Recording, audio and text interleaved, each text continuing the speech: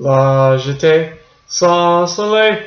Chris Marker's really weird, but these movies are actually kind of decent. At least Soleil is. It reminds me of the documentary in the Ozu, Late Spring to Ozu, about the kids dancing in the rain to Elvis Presley. You didn't see it, but I didn't. No, you should. So I have no idea what you're talking about. Oh, you should. Hello there, CriterioNate here. Megan. Yeah. Number 3. Wait a minute. What number is this? Let's waste some more time. Let's waste some time here. The number isn't on the side? It's covered up by the you know. Oh, the sticker. By the sticker, you know. Bummer. Such is the case with these libraries. Let's look this up. Here. Hang on here. I wonder if it's anywhere else on here. It might not be 387. That's it. 387. Good. We've wasted enough time here in this review. Number 387. Chris Marker. We got a two for the price of one. Chris Marker's La Jetee. Thank you. And Sans Soleil. No. Sans Soleil. There you go. Sometimes I think I'm only here to correct your French pronunciation. Yeah, that's exactly why you're here. Okay, just checking. All right. So yeah, twofer. So, and it's weird. They split the DVD up, the menu, by one and the other. Like it's like as if they were their own separate entities. You know, like those double feature DVDs you get, like the Abbott and Costello ones, where they show, please select which film you'd like to see, and then they take you to a whole separate menu away from the other one. But I guess maybe that was, I don't know. I think that makes sense. They're not exactly related. Their want, yeah. I mean, they're related by the director. Vertigo. Oh, Vertigo, yes. Vertigo apparently is the only thing that ever existed in Chris Marker's life, you know. Vertigo, the Alfred Hitchcock film, not Vertigo, the illness, hopefully. Yeah. Well, no, yeah. I don't know. I mean, I know definitely the Hitchcock film. I just hope he did not also have Vertigo, because that's pretty shitty. Yeah. So anyway, we're here to talk about these movies, and I invited Megan to do this one because you had a small connection with one of these films. I was supposed to watch it for a class, and I didn't. Took a French film class when I was in Paris. And this is one of the supplemental films we were supposed to watch before our final exam, and I didn't, so I just made up answers on the final. And we ended up watching it in English anyway. It didn't go well. Oh, well. Anyway, well, again, you know. So, anyway, so yeah. Where are we? La Jetee. Means the pier. The pier. Or the deck. Or the jetty, as they call it. Jetee. A jetty is different. A jetty is made of rocks and you don't walk on it. Oh. Well, they used it in the movie at one point. I remember reading the word jetty. Okay. Jetty. Maybe. Yeah. Maybe. It was weird. I was not paying as much attention as perhaps I should have. Neither was I. 1963, 27 minutes, black and white, monorail, English and French, loud with English. So, La Jetee. Jetee. Jetee. Jetee. Okay. So this guy is a guy who apparently who's this soldier who's like a survivor of World War III. He's in Paris, and he ends up finding these scientists who do these like weird experiments on him, and they get him to remember like his childhood, this memory of this woman that he remembers from his childhood, and throughout the experiments, they end up having him like remember all these. Like they send him back in time. Yeah, they send him back in time, and not they get him in physically. No, like they still have his body in the chair in front of them. But the goal from the beginning was to figure out how to go back in time, and they picked him because of this memory. Yeah. Because it's super strong. Yes. Because apparently, as a kid, this woman was captivating because something, women, objects, beauty, mesmerizing. Yeah. Yes. And to be honest, she's probably most pretty in that image. Nonsense, she's gorgeous. Well, yeah, but I mean, I gotta say they picked the right one for the cover. You know, I'm just saying that's kind of that's kind of cool. Anyway, yeah. So it's a short film. Except now it's not really. It's not a movie. Yeah. The big thing the main thing that everybody talks about this movie is the fact that, with the exception of about like maybe 5 seconds of, maybe 5 to 6 seconds of film, it's all just still images. The whole movie is still images with narration over it, you know. And apparently, I was looking up on Wikipedia, apparently Marker couldn't afford a motion picture camera. I seem to remember that from my class. Yeah, so that's why he made he just took a lot of photos yeah. Which is kind of cool. Yeah. Making lemonades out of lemon. It was appropriately weird for the plot. Mm-hmm. Which was just strange. Yeah. I thought it was very offbeat. Very kilter. Kind of charmingly so. Yeah. In a sci-fi way. Yes. Very, very sci-fi. Yeah. Sci-fi. Sci-fi, yeah. That's how the cool kids are saying it today. Oh, my bad. So anyway, again, a short film, which is basically just, you know, looks like a bunch of, you know, somebody, you know, clicking, you know, home movies and all that, you know, picture slides, you know, slide projector and all that, with the exception of the one shot of the woman, you know, in bed, just smiling. Opening her eyes. Opening her eyes, yeah. Which is enough to make you think, you know, which, you know, I didn't catch and you caught, and I was like, oh wait, I gotta go back, you know. I totally would have missed it and been like, yeah, well, and I would have been reading the Wikipedia page and I've been like, wait, no, I already, you know.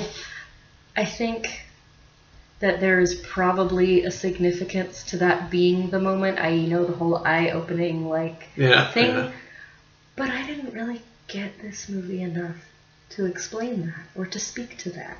So let's just leave it at it was probably significant. Yeah. Thematically. Mm-hmm. Vertigo. There's a scene that has vertigo. I've never seen Vertigo either, but they shove it down your throat. That you know, in the supplements. There's a scene where the soldier and the woman are like at a tree that is supposed to be reminiscent of a scene from Vertigo. A lot of visual parallels, apparently. Yes, that I didn't notice. And I guess Chris Marker is one of the scientists, I think, in one of the. Yep. I'm pretty sure he's one of them. And which we found out both in a supplement and in Soleil, Chris Marker has seen Vertigo at least 19 times, which is kind of a lot. Yeah, good for him. Yep, I'm not watching this movie 19 times.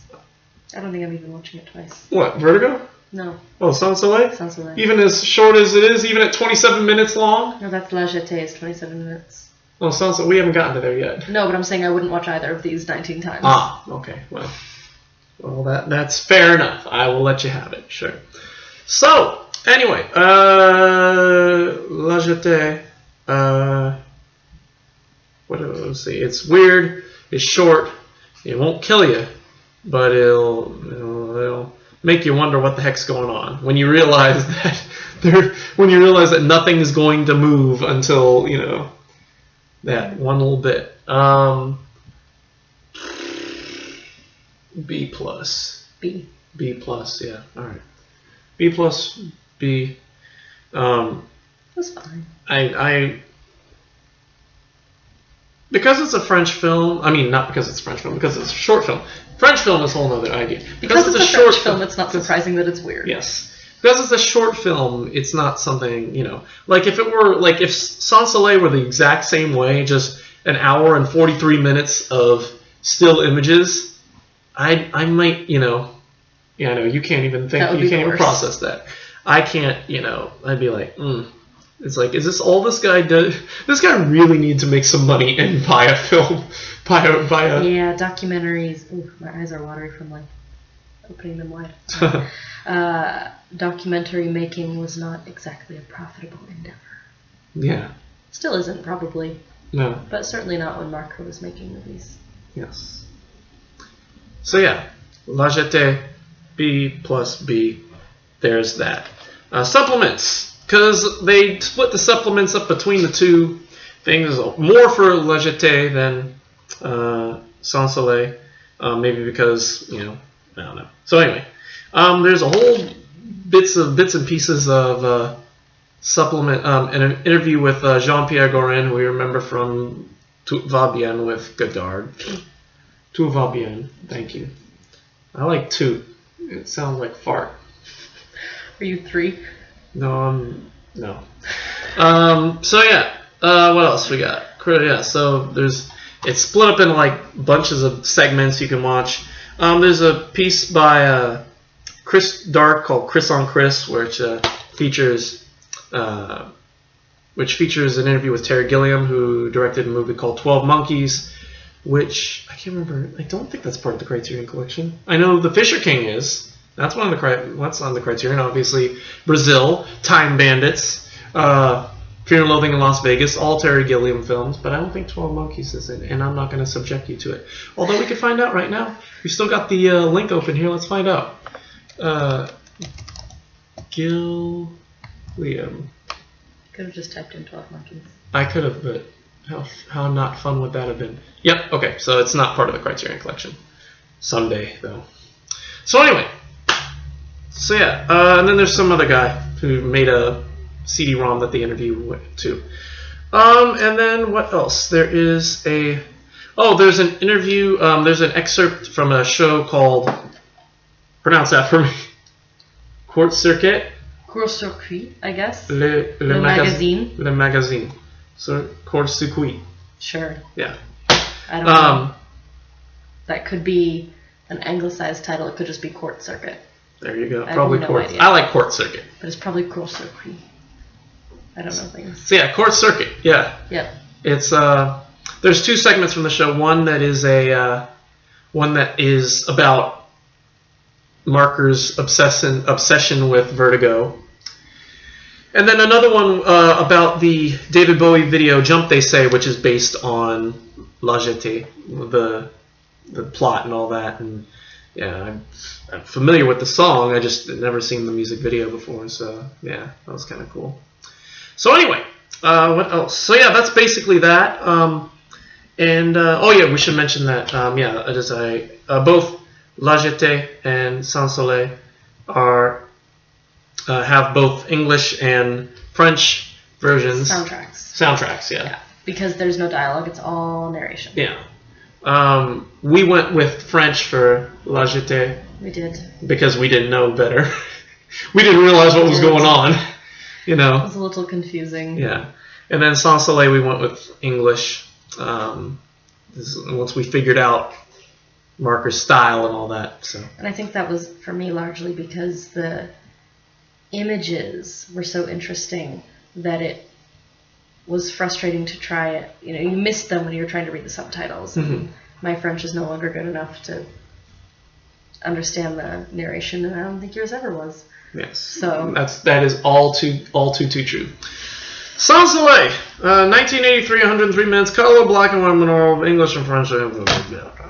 So compared to La Jetée, but in the 20 years between La Jetée and Sans Soleil, he bought a camera, which was really cool. A motion camera. He bought a motion camera. Yes, that's true. He bought a newfangled movie camera. One of them moving pictures apparatuses. Yeah. So, and he went to Africa and filmed a bunch of things, a bunch of people. He went to Japan. Mostly Tokyo, yeah. And he shot a bunch of things, and he all spliced it all together. He got some guy to put all these crazy images through a synthesizer, and wrote some fake letters in the name of some Sandro. I forget his name. Sandro something or other. Some interesting text as the narration that was sometimes directly related to the images and sometimes sort of tangentially thematically related to the images. Yeah. And sometimes I think not at all. Yeah, sometimes it was just very stream of consciousness. Yes, that's exactly right. It was a very stream of consciousness. And I definitely thought it was way more interesting than La Jetée, you know. Maybe because again, it reminded me of the movie, the documentary, the Tuozu. I think it's called Tuozu from the late spring one. You know, I'm just a fan of those documentaries that's like, you know, especially ones about Japan. I just think Japan is a fascinating country, and I don't know. You didn't like Hiroshima Mon Amour. Don't bring this up. No, we told you we weren't going to talk about this. First of all,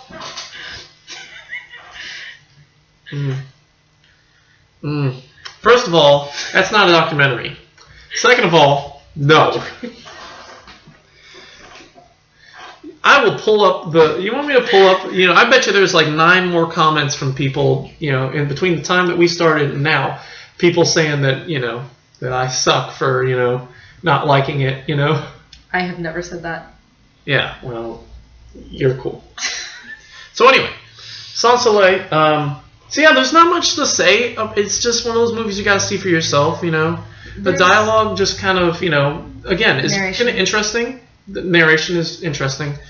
And the imagery is really interesting too, but, you gotta see it for yourself. Visually, it's very stream of consciousness. It reminded me a lot of a couple of films that actually come up quite a bit later in the Criterion Collection, actually, that I saw when I was younger with my parents, Koyaanisqatsi and Powakatsi. So when you get to those, they might, like, they're very similar, like, sort of lots of spliced together footage with narration over top. Wait, which one is it? Koyaanisqatsi and Powakatsi. How do you spell that? Koy. Yep. Oh, yeah. Aanisqatsi, apparently. How do you spell? Koyaanisqatsi. Oh, okay, yeah, the Katsi. Yes. The Katsi trilogy. Yes, yes, we did talk about that. Yes, that's number 6 something. So yeah, okay, so then I'll call you back in about 2 years. 3 years. 33 years, yes. But this reminded me a lot of those films. Mm-hmm. Okay, well, that will be. I can't wait. Oh my god, I can't wait. Anyway, so yeah, I don't have much else to say. Fantastic stuff. There's a lot of weird. Should warn. There's a lot of weird stuff in Soleil too, like a penis gallery. And there's a series of images of animals in various stages of copulation. That's very good. Yeah. It's a little odd and a little, not just graphic, but a little violent. Yeah. But other than that, I think that's the only bit where I was... And there's a giraffe that gets shot. Oh, there's a giraffe that gets shot. I didn't watch that part. Yeah. That kind of made you shudder. Yeah. Yeah. But not a lot. Like, those are the only 2 moments. And yeah, outside of that, it's a really interesting movie. Especially the bits about Tokyo. I don't know. There's just something about scenes about the kids playing video games, and the coming of age day the segment was kind of interesting. Don't expect to learn a lot in the style of a traditional documentary. Yeah. But it is very interesting. Yeah, just some neat little sort of blips of culture. Yeah. And there's some kids in Iceland that apparently sandwich the whole thing for no apparent reason whatsoever. Kids in Iceland. Yeah. So yeah, Soleil. What do I give it? I give it an A-. Oh, same. Same, yeah. Cool. Again, I think the dialogue kind of meandered a little at times, and I don't know. I just don't think it really did much, and I think the concept was lost at times. But at the same time, the imagery was so good that I liked it, and I might pick this one up actually, at least for Soleil. Maybe not La Jetée. That was kind of. You've seen it once. You've seen it. It was interesting, but it does not have a lot of rewatch value. Yeah. La Jetée. Soleil is interesting. It's I will probably give this one a rewatch. Because you can kind of space out and come back and not have missed a lot. Yeah. Which is kind of nice if you have a terrible attention span like me. And me. Yeah. So yeah, Soleil, A-. A-.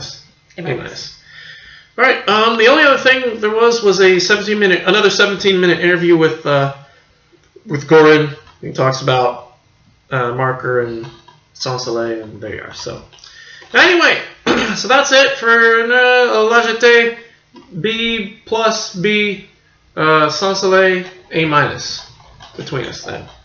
Good stuff. Decent stuff. Check it out. Good stuff. Yeah. So that's it for today. But we're not done. We're not done. Oh, this is happening tomorrow. Guess what's happening tomorrow? The two of us. The two of us are. Oh, were you reading the back? I was reading it in French. Oh, you actually read. Le vieil homme et l'enfant. Oh, okay. Thank you. Which does not mean the two of us, but that's okay. Yeah, that's The old man and the kid is kind of a weird title in English. So. Yeah. It's a very standard title in French, though. Let's just name the characters. Yeah, exactly. So yeah, so this is happening tomorrow. We're gonna do this together, and then I'll be back. And then I'll be back on Wednesday, going solo again with Vengeance is Mine. And then Friday, Sancho the Bailiff. And so then next week, and then of course Eclipser next week. Louis Malle. Ooh, have fun. The documentaries. What was it? His documentaries. Vive le Tour. Sure. Humain, trop humain. Humain, trop humain. Yeah, I think that's how you. Wait, here. I'll pull up the list here so you can read them for me because your pronunciation is so wonderful. Oh, thank you. I mean, that is what happens when you study French for 9 years. Vive la Tour, Phantom India, Calcutta, Humain, Trop Humain, Place de la République, God's Country, and The Pursuit of Happiness. What is And the Pursuit of Happiness? What is the French title? La Poursuite de Bonheur, The Pursuit of Happiness, just lacking the and. And God's Country is what? It's an English. It's an American documentary. Phantom India, I forget. It's like L'Indie Fantôme. Land Fantôme. Réflexion. Land is India. Oh, Land. It's literally Phantom India. Réflexion sur un voyage is reflections on a trip. All right. I'll have the Eclipser call you back in next week, and you'll just stick your head in and say the and titles. pronounce things for you? Yes. Okay.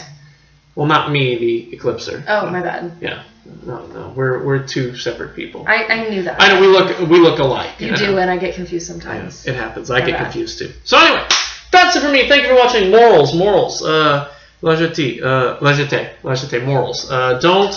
Don't get caught by scientists who want to do crazy stuff for you. Yeah. And don't bomb Paris. Don't start World War III in Paris. Yeah. I can be down with that. And then Soleil, don't write fake letters to people to read, and don't. If your cat gets lost, then you should say a prayer for them at the cat temple, because no one will know how to pray for them when they die if you don't know where they are. And don't shoot giraffes. Yes, don't shoot giraffes. That's a good moral. That's a fantastic moral. And don't put phallic penises in your movies. It was art. It was whatever. Yeah. But the head was the head in the suit with the. Yep. Anyway. I don't know. And always remember to wear John F. Kennedy's wardrobe. Sure. Go watch the movie. You'll get it. Anyway, that's it for me. Thank you for watching. That's it for us. Indeed, it is. I apologize. Cheers. Thanks for watching. Thank you for joining, Megan. Always a pleasure. And we will see you tomorrow for the two of us. There it is. The two of us will see you for the two of us. The two of us. Oh. Clever. Anyway. Bye. Until then, goodbye.